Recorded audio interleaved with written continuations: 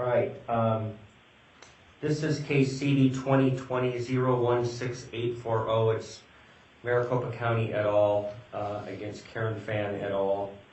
Let me run through the list of counsel that is appearing telephonically. And if I leave anybody out, I'll give everybody a chance to tell me that I did that. That I have down here, we have Steve Tully, Alexander Clauden, Chris Viskovic, James Barton, Jacqueline Mendez Soto, Thomas Liddy, Thomas Basile, Corey Langhofer, James Barton, Michael Catlett, and Jennifer Wright. Any counsel appearing that I left off? Okay. Thank you all for being available today. I mainly wanted to discuss scheduling and how we want to get this resolved as quickly as possible, but let me address a couple other preliminary issues first. I do have the motion by the Attorney General's office for leave to file the amicus brief, which I have also. I've looked at the amicus brief also. Does anybody have any objection to leave being granted to the Attorney General to file the amicus brief? Okay, hearing none. I do think it's helpful to the court, and so I am going to grant the motion for leave to file the amicus brief from the Attorney General, and they can then, I guess I'm inclined to just deem the brief that was submitted with that motion filed in the case. Mr. Catlett, will that work? It does, Your Honor. Thank you. Okay. The second preliminary item that I have down is the motion to intervene, filed on behalf of some different parties. Is anybody going to have any objection to the motion to intervene? Yes, Your Honor. This is Steve Tully on behalf of the county. We would object to their intervening. Okay. When can you file a response to the motion to intervene? Well, I think that sort of depends on all the rest of the briefing schedule we set today. I'd like to have at least till Friday. Okay. Well, and yeah, I understand that issue. Let me hold that in my back pocket on the motion to intervene. Your Honor, this is Corey Langhofer for the yes. President Fann and Speaker Bowers. We will also object to intervention, but not to their participation as amicus. Okay. Yeah,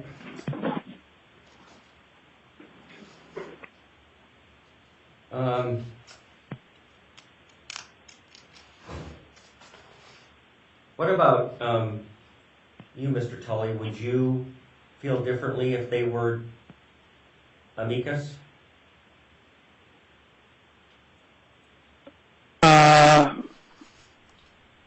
Well, yeah, I mean, if they want to file an amicus brief,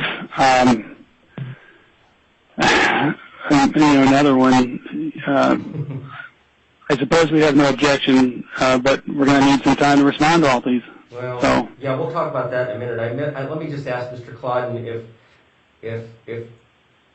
if we just allowed your clients to appear as amicus, would that be satisfactory to their interests, and could we avoid having to deal with the motion to intervene? Well, Your Honor, let me preface this by saying, if the court wishes to grant us leave to participate as amicus, on the same terms as Judge Warner it did in terms of us being able to participate in briefing and attend oral arguments and that sort of thing, we'd certainly be happy to do so. We are a little concerned that as amicus we're not able to fully protect our clients' unique interests. For instance, we have clients who are officers of the AZGOP who rely on some of the data in year-to-year election cycles that the county is now saying is privileged from public disclosure at all. And certainly adverse precedents in that regard could really affect the ability of the chairman of the Republican Party to do her job moving forward. And we also have amicus, or it's not amicus, but proposed intervener House members who are concerned that adverse precedents on the topic of compliance with the legislative body's internal rules no longer being treated as a non-justiciable political question could actually call into question the legitimacy of their acts as legislators going forward and actually make it more difficult for them to do their jobs. And so in order to fully protect their interests, their unique interests, those and the others that we've articulated in our briefing, our preference would be to participate fully as interveners. Well, look, I understand that's your preference. If you don't feel that amicus is satisfactory mechanism to protect your client's interests, that's fine. And then we'll go ahead and we'll brief the motion to intervene and I'll make a ruling on it. So is that what you're saying you would prefer to do? Yes, that would be our preference, Your Honor, and if it's necessary to put on the record, we would move in the alternative then to be permitted to participate as amicus. All right. What I'm going to do then is I'm going to readdress what we're going to do on that motion to intervene and the scheduling of the response brief when we finish. On the motion for the preliminary injunction, I am certainly prepared. I'm up to speed. I've read everything. I've read everything from Judge Warner's case. I've read everything that's been submitted in this case, and I know what everybody wants to, and is certainly we need a ruling relatively quickly.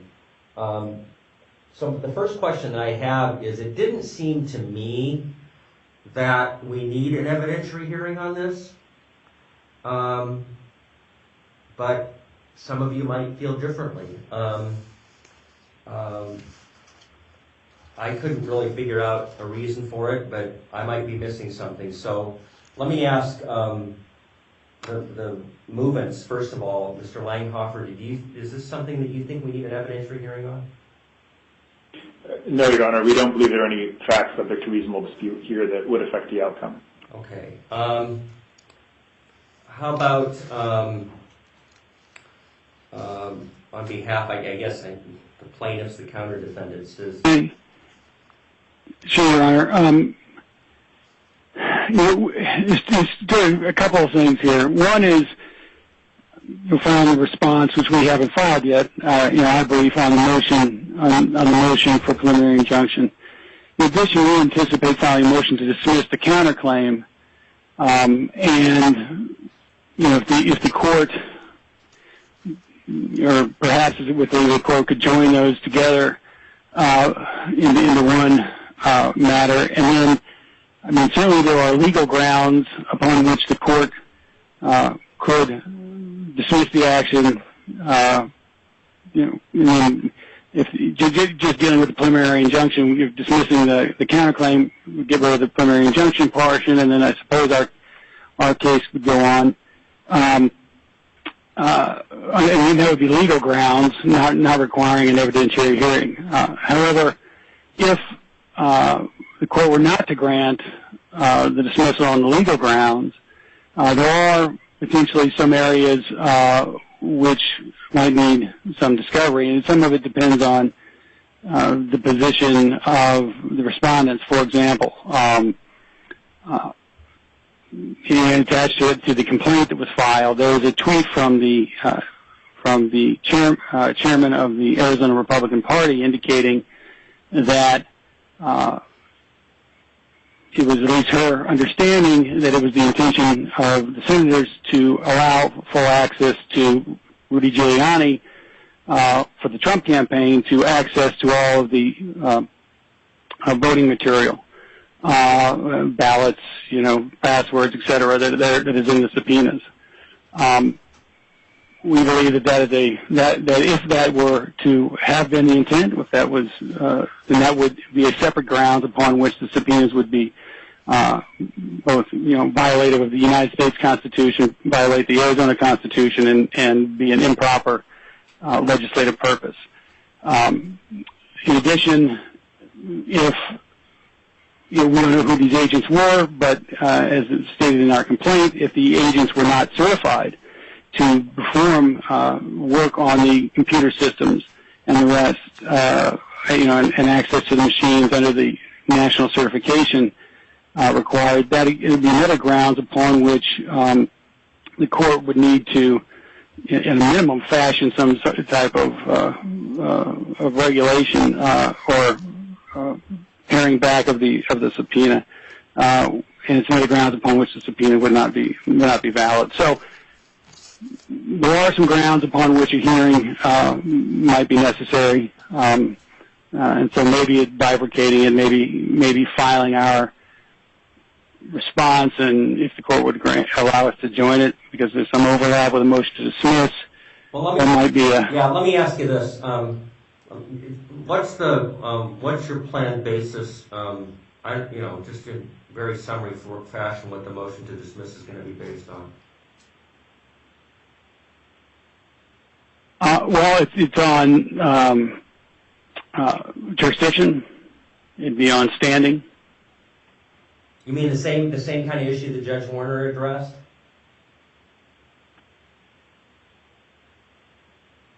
I don't know if they all be the same. I have to. Well,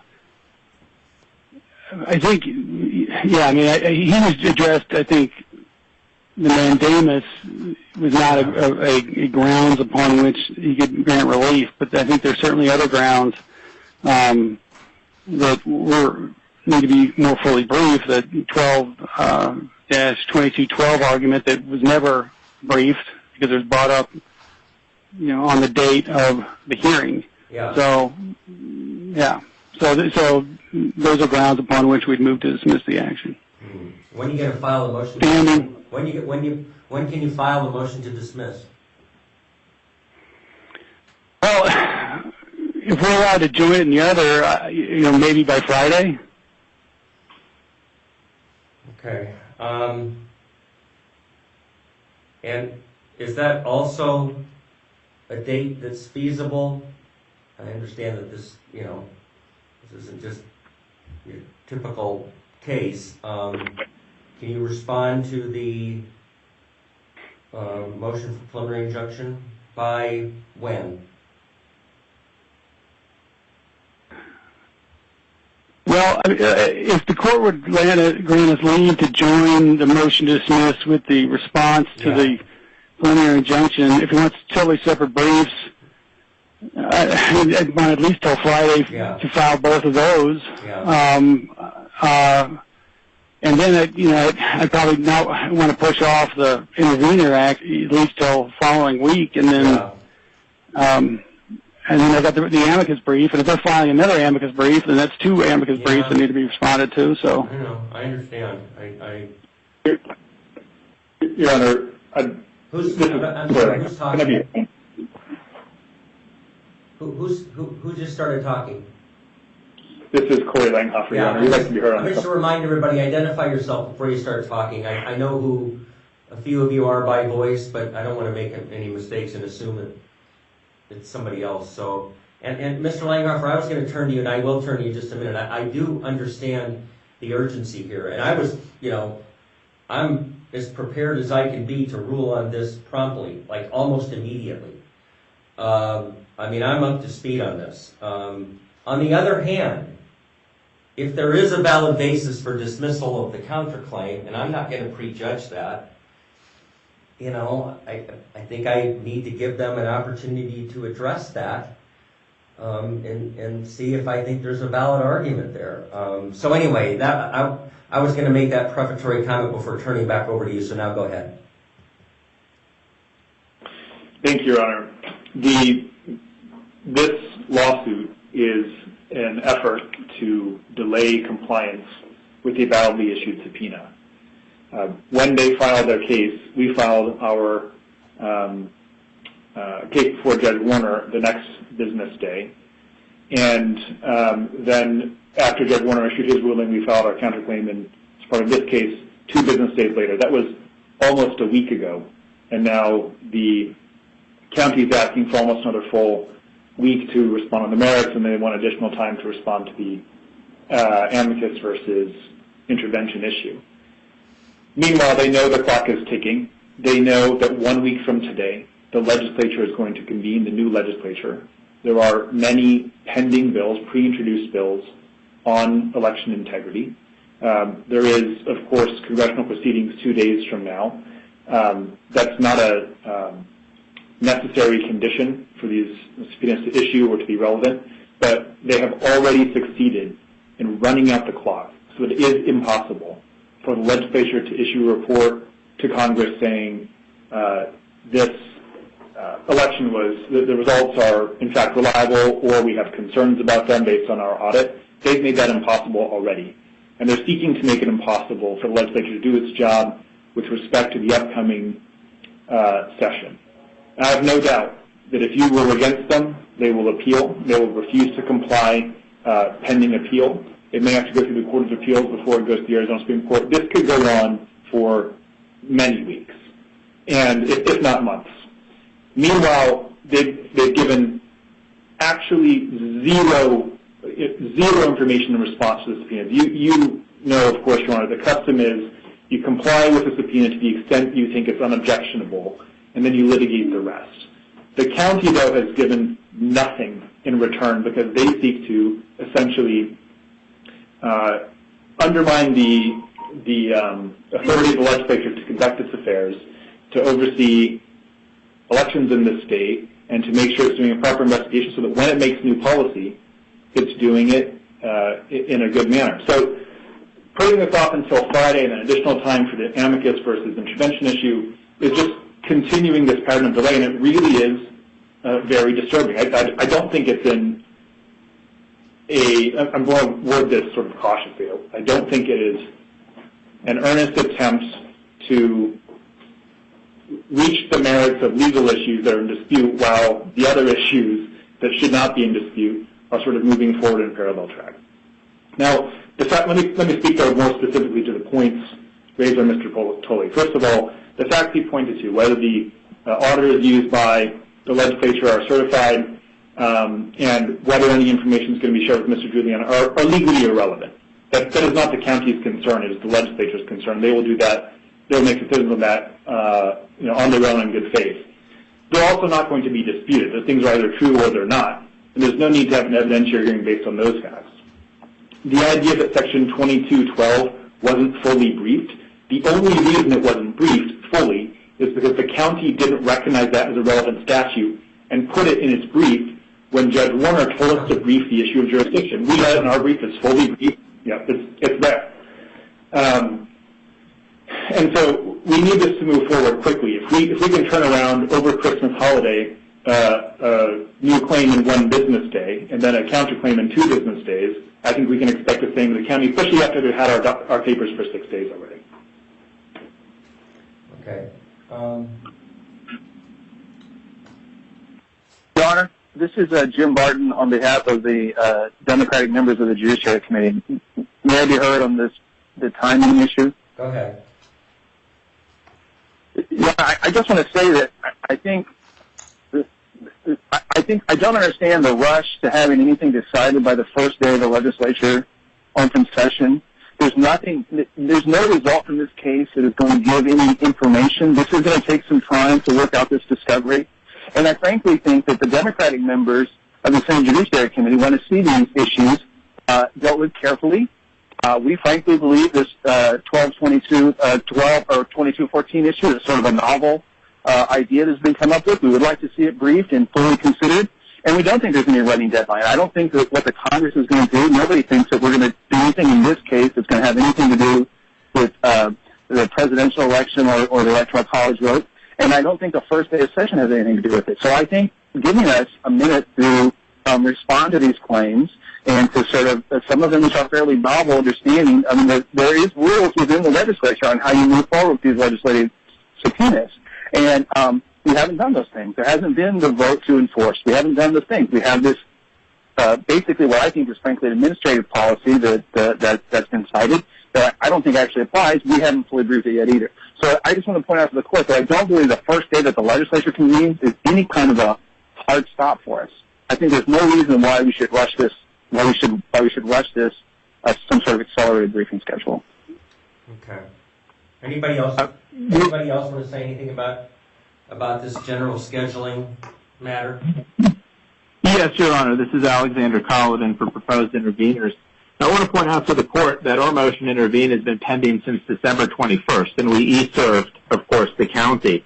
So they've had a lot of time with it already. And as the county themselves is bringing up and using a supposed tweet from Chairwoman Ward, who's one of the proposed interveners, as a defense, I don't really see how they can legitimately object to the motion to begin with. And I want to point out one more thing with respect to this first day of session issue. As we set forth in our motion to intervene, the county has defended a prior lawsuit by a proposed interveners, partially on the basis that they needed to have the machines and a lot of the documents that are being sought in the subpoena available to provide to the legislature prior to the first day of session so that the legislature could make informed decisions. So now they're taking a very inconsistent position for the purpose of delay. Okay. Anybody else want to say anything? Your Honor, this is Thomas Liddy from Maricopa County. Prior to Mr. Tully being retained and prior to Mr. Langhofer being retained, there was a substantial amount of material and the conversations and cooperation between the county, the election day super director, the chairman of the board, and from myself from NCAO with the Senate and with the House.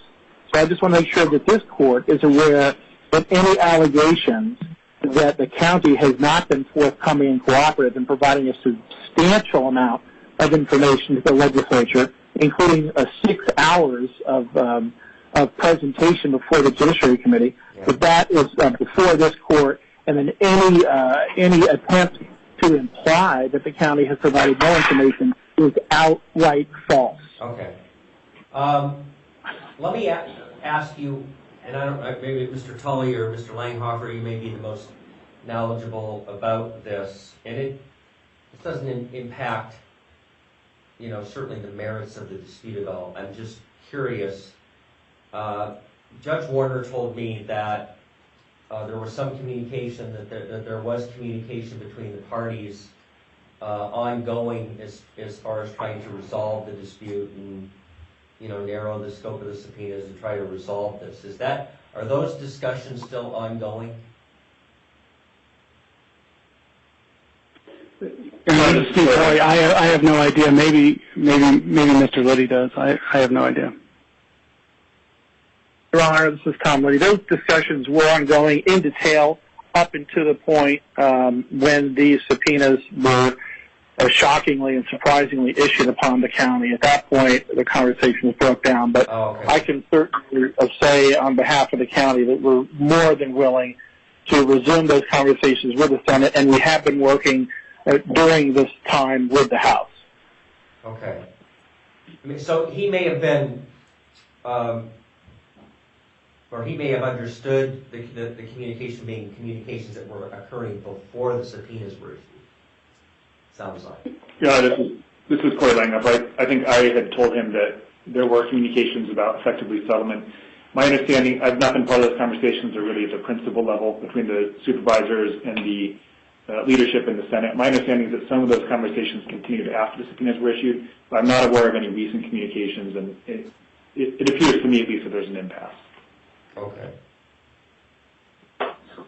But, Your Honor, there's a new legislature on the 11th. Who just started talking? I'm sorry, Steve Tully of the county. The new legislature. These subpoenas are moot a week from now. This is Corey Langhofer again. If the goal here is to delay this until it becomes moot, that will not be a fruitful goal.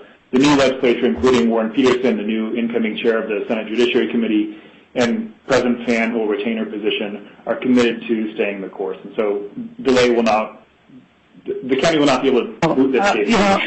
And Your Honor, I'm not talking about delay. I'm just talking about the legal reality is it's a new legislature, and whether the new legislature or the new committee chairman will view the request here the same. It's a matter that is it can't be predetermined. All right. So. Okay, give me just a second.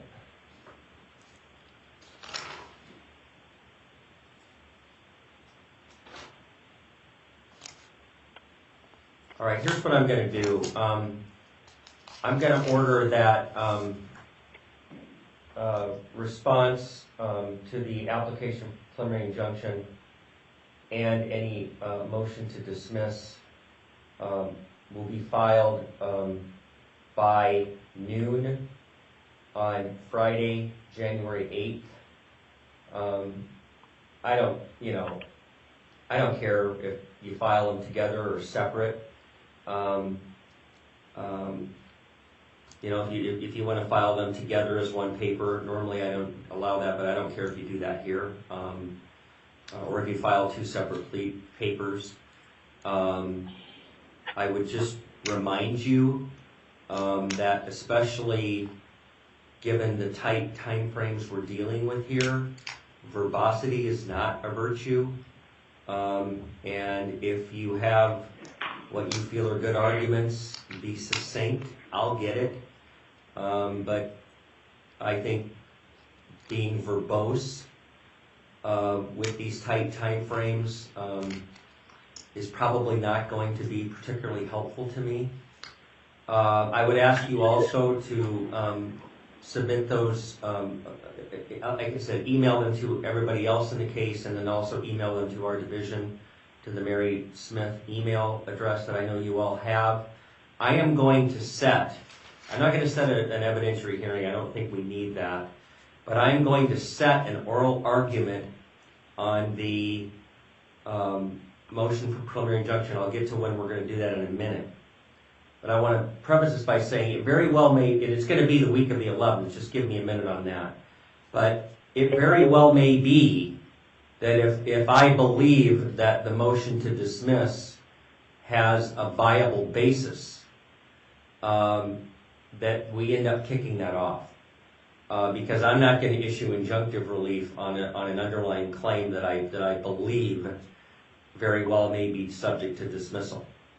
So I'm going to set a hearing, but I may end up kicking that, or we may end up starting the hearing, and I may end up telling you all we're going to have to kick this because we're going to have further briefing on the motion to dismiss. I want to see the motion to dismiss to see if I think there's a viable basis for it.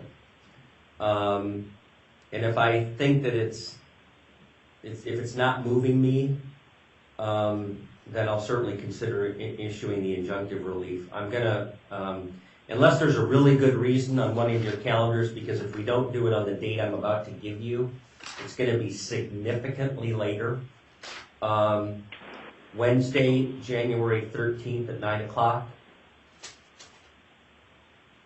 That works for the movements. Let me ask, is there anybody that presents a significant problem for? Okay, hearing none. I'm going to set aside 90 minutes. I don't know if we're going to get all, I don't know, for that hearing. I'm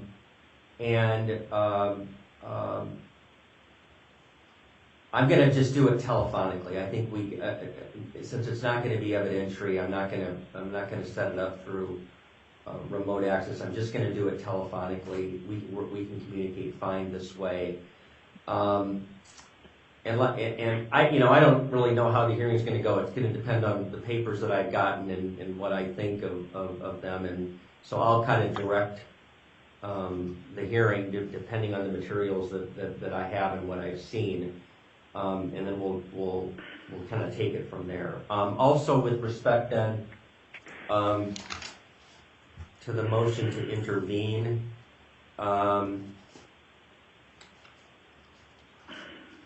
give me just a second here.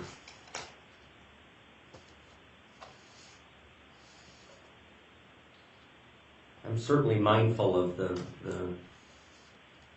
burden that everybody is under dealing with all of this stuff, but I'm also mindful of the fact that the motion to intervene has been filed for a significant period of time. I'll go ahead and order any responses to the motion to intervene. This will give you a little bit of, anybody that wants to file a little bit of reprieve, but not much. It means you're, I'll order those to be filed by the close of business on Monday, January 11th. Again, email to everybody, email to our division. We may take that up a bit on the 13th too, I don't know. Okay. That's what we'll do. It's not definitive because I don't know what I'm going to see and what I'm going to think of it. But that's the best I can do under the circumstances here. I think I need to give an opportunity for the counter defendants to tell me why they don't think that why the complaint or the counterclaim should be dismissed. So, any questions from anybody? Okay, good. I'm glad I was so clear. All right. Well, thanks everybody for calling in. I appreciate the hard work and everything that's been submitted to me, and we will talk on Wednesday, January 13th at 9 o'clock. Thanks, everybody.